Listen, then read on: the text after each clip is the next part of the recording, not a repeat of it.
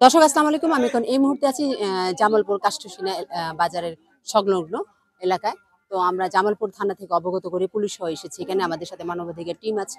তো আমরা একটা বাল্যবিবাহর বিষয় নিয়ে এসেছি এবং যে যার বাল্যবিবাহ হচ্ছে তার মা অভিযোগ করছে আমাদের মানবাধিকার সংস্থা। আমরা সেই বিষয় নিয়ে এসেছি, আমরা আপনাদের মাঝে তুলে ধরবো। আমাদের সাথে থাকবেন। আমি সানজিদ আক্তার আছি আপনাদের সাথে। ধন্যবাদ। কেন এসেছি এখানে? আসলে আমি ফিরোজা নাজমিন, চিফ কোঅর্ডিনেটর, আইন সহায়তা কেন্দ্র ফাউন্ডেশন, ঢাকা প্রধান কার্যালয়। তো এখানে রাশিদা নামে মিরপুর 11-তে থাকে। ও একটা আবেদন করছে আমাদের আইন সহায়তা কেন্দ্র ফাউন্ডেশনে লিখিতভাবে। তার মেয়ে 14 বছর, যার নাম রুবি। হ্যাঁ, রুবি। তার বয়স 14 বছর। আমাদের কাছে জন্ম নিবন্ধনের সার্টিফিকেট সহ দিয়েছে। তো তার কাছ থেকে তার মেয়ে এবং ছেলেকে নিয়ে আসছে। তার স্বামী রফিকুল ইসলাম দ্বিতীয় পক্ষ, ওনার সাথে সেপারেশন হয়ে গেছে বিগত যত সম্ভব 6-7 বছর আগেই। তো মেয়েকে ছোটবেলা থেকে উনি অনেক কষ্ট করে লালন পালন করেছে। সে কাউরান বাজার তরকারি বিক্রি করে তারপরে ছেলে মেয়েকে লালন পালন করছে। তো কিভাবে ছেলে মেয়েকে, রফিকুল সাহেব দ্বিতীয় পক্ষ, উনি আবার ছেলেকে মেয়েকে নিয়ে আসছে। তো জন্ম নিবন্ধন সার্টিফিকেট হিসাবে ওই মেয়ের বয়স 14 বছর। তো আমরা জানি না যে আজকে বিয়ে হবে। মূলত আজকে আসার কথা তার মেয়ের জন্য। সে পাগল হয়ে গেছে। ছেলে মেয়ে দুটোই রফিকুল ইসলাম তার সাবেক স্বামী নিয়ে আসছে, যার জন্য সন্তান দেখবে। এবং যত সময় মেয়ের বয়স এখন 14 বছর, সেহেতু তো মায়ের কাছে থাকতে পারে আইনগতভাবে। সে মেয়েকে নিয়ে আসার জন্য আমাদের কাছে সহযোগিতা চেয়েছে। আমরা জামালপুর সদর থানার ওসি সাহেবের সাথে আলোচনা করে ওখানে অবগতপত্র দিয়ে তারপরে নারায়ণপুর থানা পুলিশ ফাঁড়ি থেকে আমাদের সাথে প্রশাসন ভাইরা আসছে। তো আমরা এখানে এসে দেখে আসলে চমক খেয়ে গেলাম যে এখানে দেখি গেট। তো এই গেট কিসের? আমরা ভাবি না যে রুবির বিয়ে হবে, কারণ ওর বয়স মাত্র 14 বছর। এখন এখানে এসে মেয়েকেও পাচ্ছি না, আর শুনি সেই রুবিরই নাকি বিয়ে। তো এখন দেখি রুবির বাবা যে রফিকুল ইসলাম বাদী, রাশিদার সাবেক হাজবেন্ড, স্বামী রফিকুল ইসলাম, তার সাথে যোগাযোগ করা হয়েছে। প্রশাসনের কথা বলছে উনি আসবে, আসলে পরে দেখা যাক এখন কি করা যায়। প্রশাসন সহ আমরা এটা একটা কি পদক্ষেপ নিতে পারি, এখন কোন ধরনের সিচুয়েশন তৈরি এখানে করতে পারি। মেয়েকে যত সম্ভব রাশিদার কাছে, মেয়ে রাশিদাকে বুঝিয়ে দেওয়ার আমরা চেষ্টা করব। প্রশাসনের সহযোগিতাও আছে আমাদের কাছে। পরবর্তীতে যা হয় আমি পরবর্তীতে আপনার সাক্ষাতে বলবো। Thank you. জাস্ট আমাদের সহযোগিতা করার জন্য, যেহেতু থানার ওসি নারায়ণপুর তদন্ত ওসিকে বলছে, তদন্ত ওসি আমাদেরকে এই অফিসারকে পাঠিয়েছে। আপনার নামটা জানি কি? মঞ্জুরুল হক সাহেব এসেছেন আমাদের সাথে। তো আমরা আসলে আন্তরিক, আমরা ওনাদের আন্তরিকতায় আমরা আসলে এখানে আসতে পেরেছি, কারণ এখানে আপনারা দেখতে পাচ্ছেন। কে তুমি বাবা? ক্যামেরা বন্ধ করে কেন? আমি মেয়ের ভাই। ক্যামেরা বন্ধ করে বলো বলো। ক্যামেরা বন্ধ।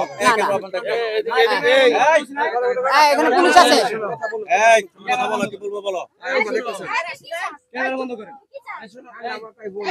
এই ক্যামেরা অন থাকবে। ক্যামেরা বন্ধ। ক্যামেরা বন্ধ। এই চুপ থাক, তুই চুপ থাক। কইছে এই আমরা দেখতেছ না। এই আসি চুপ থাক। এই ছেলে এই ম্যাডাম ক্যামেরা বন্ধ করুন। না ওরা দেখতে। আপনারা দেখতে পাচ্ছেন যে বাদী ছেলে আমাদের এখানে এসেছেন এবং এসে হট্টগোল করছেন। আমরা এটা আপনাদের মাঝে তুলে ধরার চেষ্টা করতেছি। এখানে আরো মানুষজন আছে। দেখে বাবা মা দূরে থাকতে অনেক কষ্ট পায়, যার জন্য সে আমাদের সহযোগিতা নিয়ে আসছে। এখানে তোমাদের দেখবে এবং তোমরা তোমার বোন তার পাশে তো বেড়াতেও যেতে পারো, কেন যাবে না? বাবার কাছেও থাকবে, মায়ের কাছেও থাকবে। বাবাও তোমার জন্মদাতা, মাও তোমার গর্ভধারিণী, তাই না? দুইজনের অধিকার আছে। আমরা এই ব্যাপারটা নিয়ে মিউচুয়াল করবো যে মায়ের কাছেও থাকো, বাবার কাছেও থাকো, এই মর্মে আমরা আসছি। এখানে কোনো উচ্ছৃঙ্খল, কোনো সিক্রেট করার কোনো প্রয়োজন নাই। বসো, তোমার বাবা মুরব্বী যেহেতু আছে, তোমার বাবা আসতেছে, তোমার বাবার সাথে কথা হয়েছে, বাবার সাথে কথা বলবো এবং এটা যেভাবে সুন্দরভাবে সুষ্ঠুভাবে সমাধানে যা করা যায় সেই ব্যবস্থা নিব। ওকে? বুঝাইতে পারছি? তুই চুপ থাক মামা। তুমি ছোট, আর তোর কিছু জিজ্ঞাসা করলে তোর যেটা তুই যেটা জানো সেটা বলবি। তাহলে প্রথমে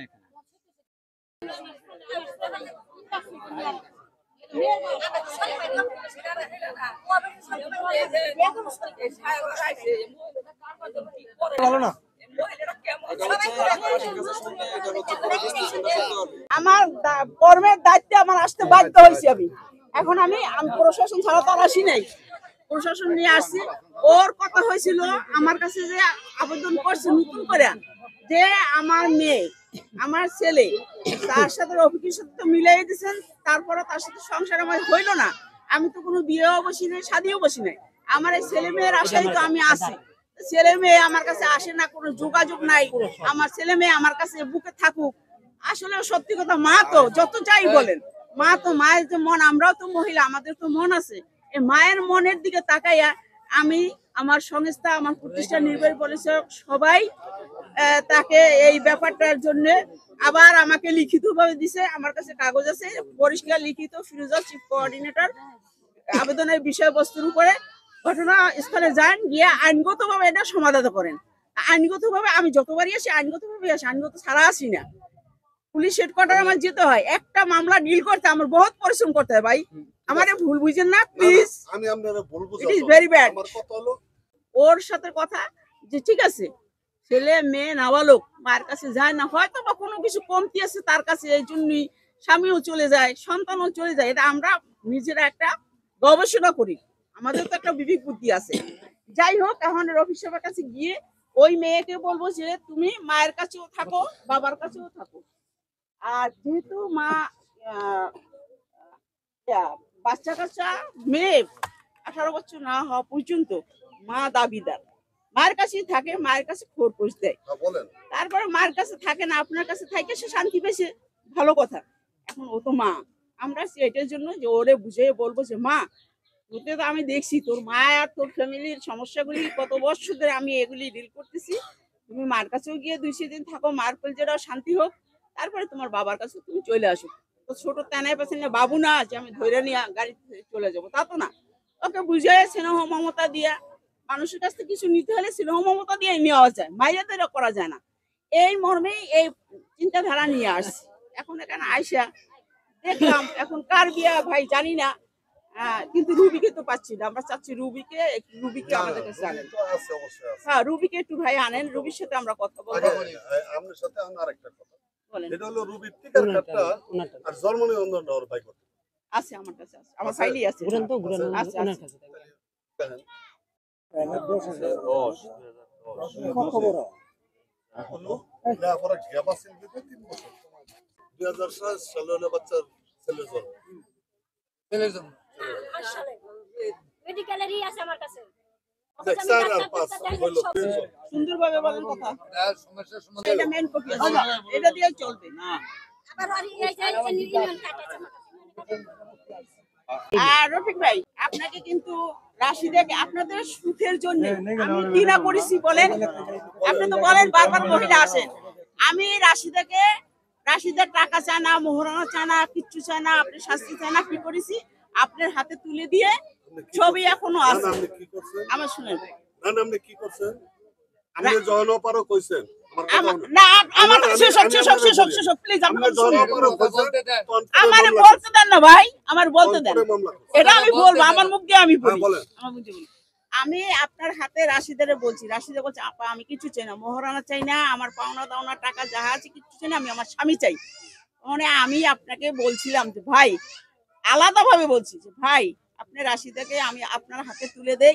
রাশিদা যদি আপনাকে কন্ট্রোল করতে পারে ভালো, থাকবেন স্বামী স্ত্রী। আপনি যদি রাশিদাকে নিয়ে থাকতে পারেন ভালো। ও চাচ্ছে মিলাই দিচ্ছে, ছবি এখন পর্যন্ত আসছে, কিন্তু আপনারা দুইজনই ব্যর্থ। আর আল্লাহর ইশারা, কিছু করার নাই, তাই না? এখন আইন ছাড়া একটা আগেও যাবো না, একটা পিছিয়েও যাব না। এখন মেয়ে আইনগত ভাবে যদি বিয়ে হয়, বিয়ে আপনারা দেন, আমার কোনো আপত্তি নাই। তবে মেয়ের মা উপস্থিত থেকে মেয়ে এই মেয়ে ওই ছেলের ছোট মেয়ে ছেলে দেখছে আগে থেকে, ছেলে তো বানাইছেন মাশাআল্লাহ, মায়ের কাছে আনছেন তো ছেলে খুব ভালোই হয়েছে। মানে 1000 লোকের সাথে আপনাকে উদ্ধার করে আনতে পারবে, আল্লাহ বাসায় রোগ। যাই হোক, তোমার নাম কি মা? ধরো এটা। নাম? রুবি। রুবি। বাবার নাম কি? বাবার নাম রফিকুল ইসলাম।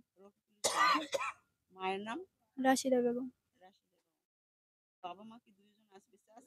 জি, কোথায় আছেন বাবা? এখানেই কই? দেখাও তো। সামনেই। বাবা, মা? মা ওদারে। আবার কথা বলেন। রেকর্ড হচ্ছে কিন্তু। রাশিদা মা, জি, তাই না? তুমি কোন ক্লাসে পড়ো? ক্লাস 9-এ। ক্লাস 9 এ। তোমার বাবার কাছে আসছো কত বছর ধরে? 1.5 বছর। 1.5 বছর। এর আগে তো মায়ের কাছে ছিলে, তাই না? জি। তো তোমার মার কাছে যে এত বছর তোমার মা যে রাখছে, তোমার বাবা কি প্রতি মাসে তোমার খরচ দিছে? না, দেয়নি। যা বলবা সত্যি বলবা। হ্যাঁ, দেয় সত্যি নাই, বলবো, খরচ আমি মিথ্যা দেয়নি। বলবো কেন? আচ্ছা, তোমার মাই তো পালছে। হ্যাঁ। তোমার মা কি কাজ করছে তোমার মুখে বলো। কি কাজ করেছে তোমার মা? ওটা বলার দরকার নেই তার তো। যা ইচ্ছা সে তাই করছে। আচ্ছা। তার কপালে সে ডাইকা নিছে এগুলা। এগুলো তো কারো তুমি করার শুনতে কিছু চাই না, নাই। তোমার যারা প্রশ্ন করছে সেটা তুমি বলবে। বাড়তি কথা বলো না। তোমার মা তো পরিশ্রম করে খাওয়াইছে, তাই না? তোমার মা পরিশ্রম করে খাওয়াইছে না তোমাকে? এই, রবি, হ্যাঁ, বলেন। look at me। তোমার মা পরিশ্রম করে খাওয়াইছে। আচ্ছা, খাওয়াইছে, খাওয়ার পরে পরিণতিটা কি এটা দেখাইতাছে? এটা দেখাইতাছে পরিণতিটা।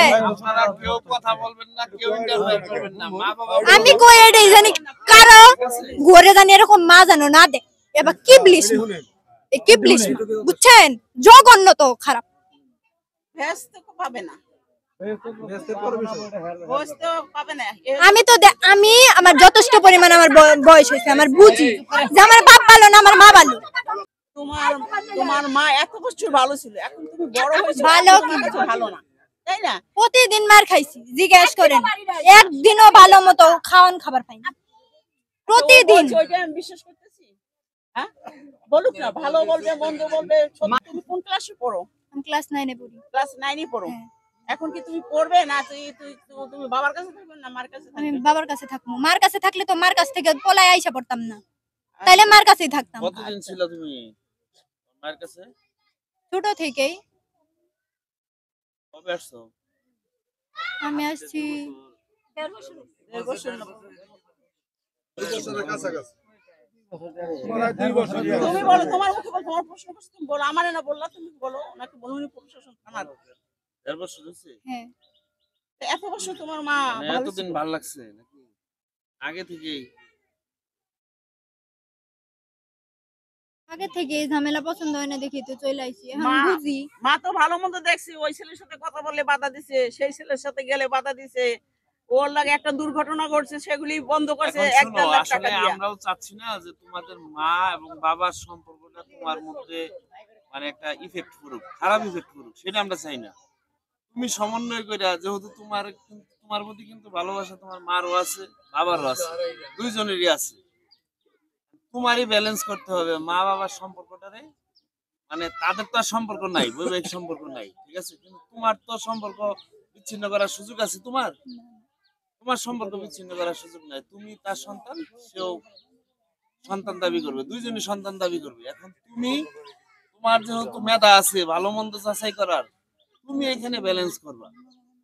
তুমি ভালো মানুষ হলে তুমি ব্যালেন্স করবা তোমার মতো করে। এখন সেইটা তোমার দায়িত্ব।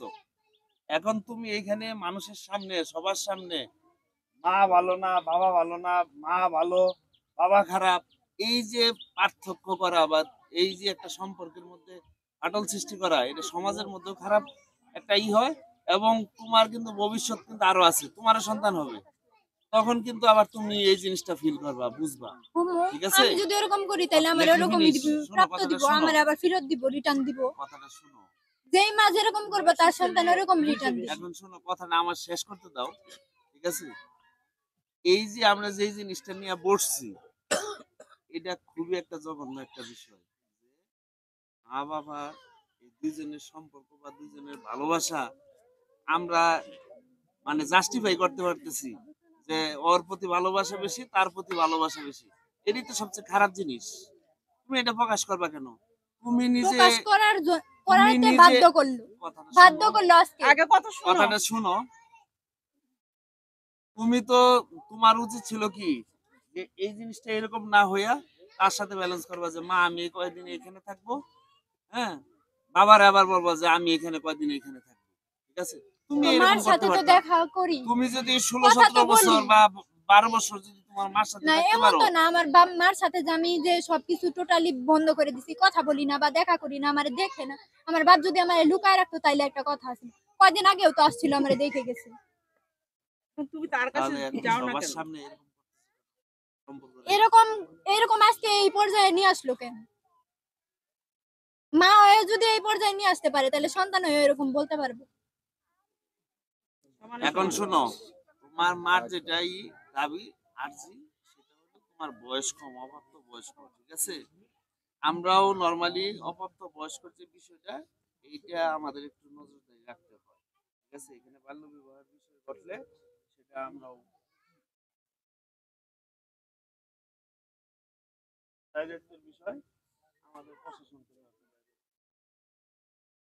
আবার ওনারা একটা ইয়ে থেকে আসছে, আইন সহায়তা কেন্দ্র থেকে আসছে, আমাদের কাছে আইনি সহায়তা চাইছে, সেজন্য কিন্তু আমাদের আসা। আমরা কিন্তু আমাদের কাছে সরাসরি কোনো অভিযোগ নাই, ওনাদের কাছে অভিযোগ, আমরা সহায়তার জন্য আসছি।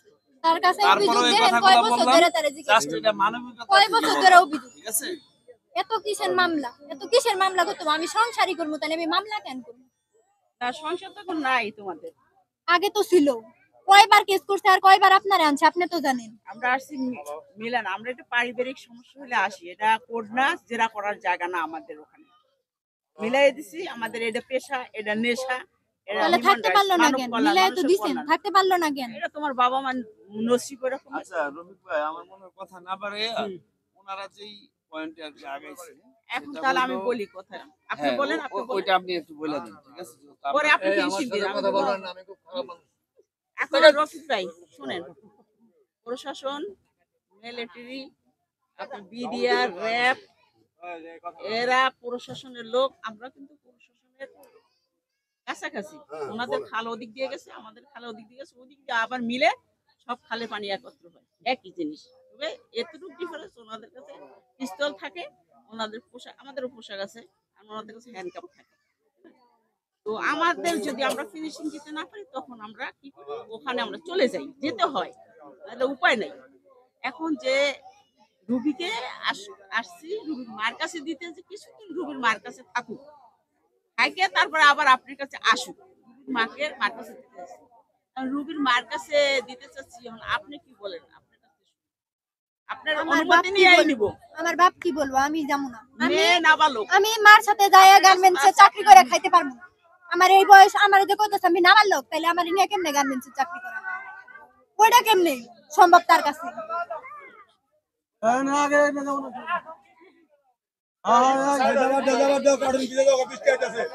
হ্যাঁ বলেন ভাই, বৃষ্টি হচ্ছে, অন্ধকার করেন। আমি টোটালি যাবো না। বলার নেই। আপনি মেয়ে তো এখন তো সাবার লোক হয় না, নাবার লোক, মেয়ে নাবার লোক, মেয়ের কথার কোনো ভ্যালু নেই। বাচ্চাদের নিয়ে যেতে পারে। আচ্ছা, আপনি এই যে মহিলার সাথে এত বছর ধরে ঝামেলা, তারপর আপনি এটা মিটাইতে পারলেন না কেন? কোনটা মিটাইতে পারিনি? আপনার সন্তানগুলিরে তখন আপনি নিলেন না। আমার সন্তানগুলো আমার কাছে সবসময় জন্য থাকে, এটা তো কিন্তু পারি- মেয়েটা ছোট শিল্পী দেয়, মেয়েটা গেছিল, মেয়েটা যাওয়ার পরে টর্চারিং করার পরে মেয়েটা এসে পড়ছে।